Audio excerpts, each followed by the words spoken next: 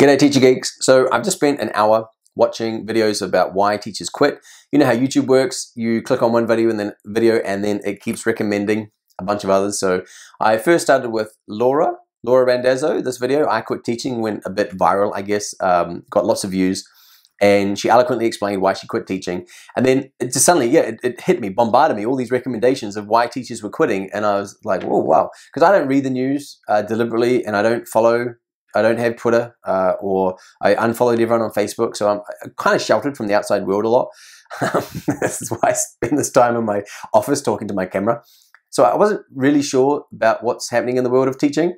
And by the way, one reason I started this channel, so people could leave stuff in the comments of things to direct my attention to, of what's happening in the education world, if you want me to comment on it and talk about it. But it turns out it looks like loads of teachers are quitting. And I recently made a vow, like, not to quit teaching for the next 20 years because I love it, and there's lots of things I want to achieve, and there's lots of value I think I can add to teaching, which I can only do by being a classroom teacher.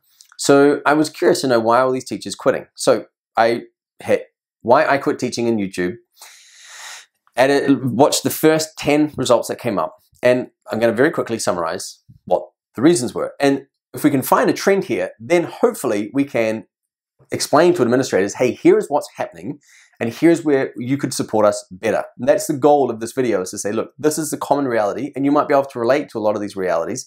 But I'll tell you, first of all, most of these teachers expressed like a love and a desire of teaching, and a lament and a sadness that they were leaving. And so that's really important to note, right?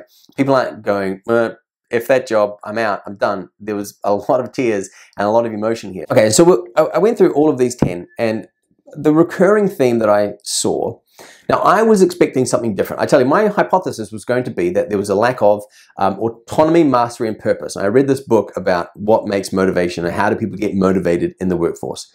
Autonomy, mastery, and purpose are 3 things.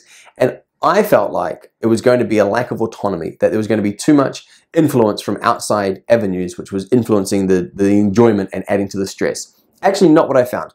The recurring theme I saw in these 10 videos was that the demands outweighed the resources available. That there was an increasing amount of demand that they were being forced with, and the support resources available were just not there. And that is the fundamental equation in stress. It's why teachers burn out. That's why they're quitting. Now we have to understand, why is that happening? Why is there an increasing amount of demand placed on teachers? Well, I would argue it's because of the last 70 years, since post-World War II, there's been a massive influx in the amount of education, research, and pedagogical theory that's been developed, but it hasn't been matched with the practical applications and the resources and the ways in which those ideas should translate into the classroom. It's continually adding to teachers, saying you need to do this, and then this, and then this, and then this, and then this. But that's increasing the demands and the workload that we have, without actually showing teachers and providing teachers the support and the materials and the resources to go, and here's how you do that. Hopefully, if you have used my psychology resources, you could leave a comment, would help me out, in that I like to think one reason I've been successful or my resources have been successful, is because they do a lot of those things without adding to the teacher time. And it's what I had that hunch, because I've read a lot of the feedback that teachers have sent me. It's the, oh, now I can be a good teacher because I can do those things I know I should be doing, right? But now I have all the materials and the resources there for it. And that's where I see this disconnect between the demand of the job and the support and the resources that we're given. And the number one resource that we don't have enough of, I don't think it's money, I think it's time. And everything that we're being asked to do extra in teaching is requiring more and more time without the extra resources. Now, so what does this mean for how administrators can support us? Well, if you're feeling burned out, and get a group of teachers together if you need the support, but just explain that to them, and maybe just lay out for an administrator, look, here are the ways in which our job demands have increased, but we haven't received the same amount of support. And a classic one would just be in time. Do you give us extra time in order to do these things that you're asking us to do? And I would also argue we need to prioritize these demands that we're putting on teachers. Okay, you're saying, well, okay, you need to take teaching back to its basics.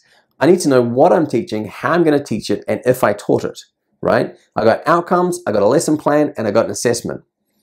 Now, if I was a teacher and I didn't feel confident that I had those three things, I'd be saying to an administrator, can we just agree that those three things are fundamental for me to be a good teacher? I have to walk into that lesson, know what I'm about to teach, in terms of I have the content knowledge, plus I have the outcomes figured out, right? The questions I want students to be able to answer by the end of that lesson.